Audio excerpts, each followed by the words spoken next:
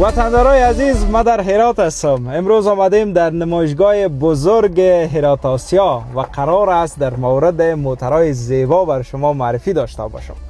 همین اکنون ما در موتری هستم که جوانای خیلی زیاده که در کشور جرمنی است آرزوی موترها را دارند و در کنارش موتر فوق العاده است که خدا را شکرگزاری میکنم که این موتر هم در افغانستان آمده و علاقمندای خاص خود دارند.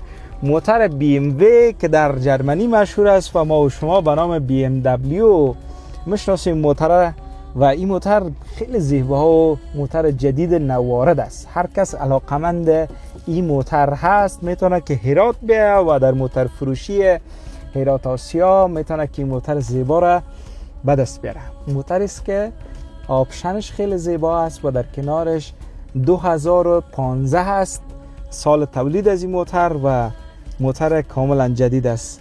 و خوبی دیگر این موتری است که داخل و بیرون از این سیاه آمده. شما میتونین که این موتر را خریداری بکنین و اونم شوقی که دارین، کسایی که شوقی موتر BMW یا هم BMW هست میتونین که موتر به دست بیارین.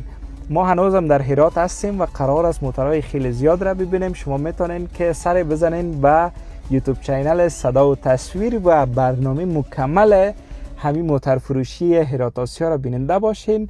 در این موتر فروشی موترهای فرونر و در کنارش لکسس 570 که بسیار معروف است. در کنار از او موترهای کرولای تویوتای 2020 21 22 و 23 موجود است و موتر که از کمپانی بسیار نازنین و زیبای مرسدس بنز است هم شما میتونین در این برنامه تماشا بکنین. در مورد قیمت ها و نوعیت موتر حتما بیننده باشین. انتظار شما را میکشیم در یوتیوب صدا و تصویر.